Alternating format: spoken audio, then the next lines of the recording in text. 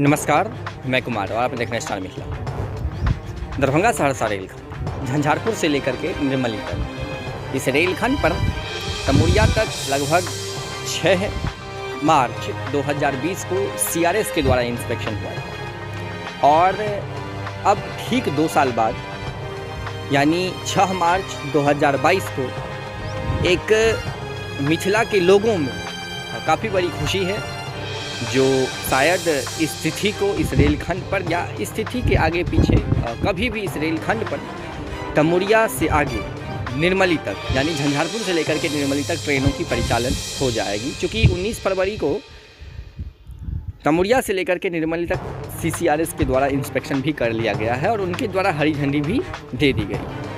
इसमें एक post viral हो रहा है फेसबुक पर और इंस्टाग्राम, ट्विटर, इन सभी सोशल मीडिया प्लेटफॉर्मों पर,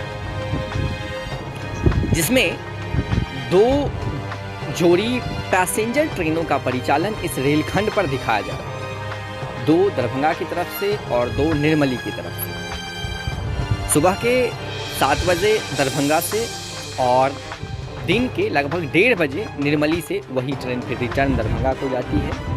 फिर शाम के 5:30 वो वही ट्रेन दरभंगा से निर्मली जाती है और रात के 10 बजे फिर वही ट्रेन निर्मली से दरभंगा को जाती है। ये 2 जोड़ी पैसेंजर ट्रेन का परिचालन दिखाया जा रहा है उस पोस्ट में। मेरी कल बात इस पोस्ट को लेकर के समस्तीपुर मंडल के कर्मचारी से हुई, जिनका कहना था जो इस प्रकार की पोस्ट या इस प्रकार की टाइम टेबल शेड्यूल डीआरएम या समस्तीपुर मंडल अभी तक जारी नहीं किया है। क्योंकि इस रेलखंड पर ट्रेन का परिचालन कब से है, ये भी एक संशय का विषय बना हुआ है, शंका का विषय बना हुआ है। ये बहुत बड़ी आशंका है जो इस रेलखंड पर ट्रेन का परिचालन आखिर कब से होगा।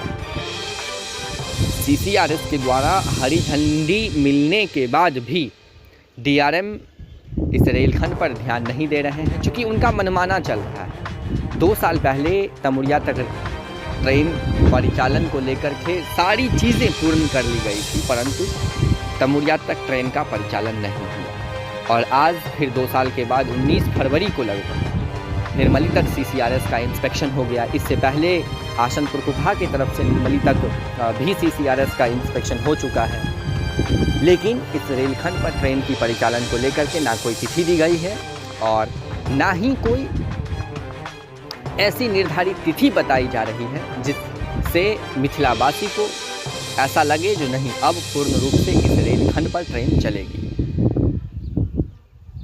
वैसे आज 25 फरवरी है और सीसीआरएस श्री शैलेंद्र कुमार पाठक के अनुसार आज इस रेलखंड की जो उनके द्वारा इंस्पेक्शन किया गया था उसकी रिपोर्ट समस्तीपुर मंडल को या डीआरएम को सौंपा जाएगा और उसके बाद फिर मेरी या हमारी टीम इस विषय की खोजबीन में लग जाएंगे जो आखिर इस रेलखंड की जो रिपोर्ट आई है सीसीआरएस श्री शैलेंद्र कुमार पाठक के द्वारा दी गई है उसकी फाइनल कंडीशन क्या है।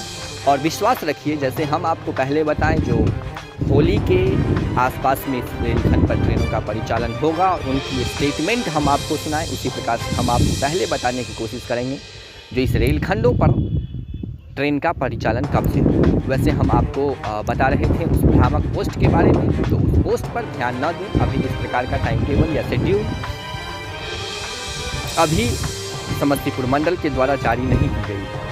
और जुड़े रहें स्टार मिथिला से, क्योंकि इस रेलखंड की जो भी लेटेस्ट अपडेट्स होगी हम आप तक पहुंचाने की कोशिश करेंगे। आप देख रहे थे स्टार मिथिला।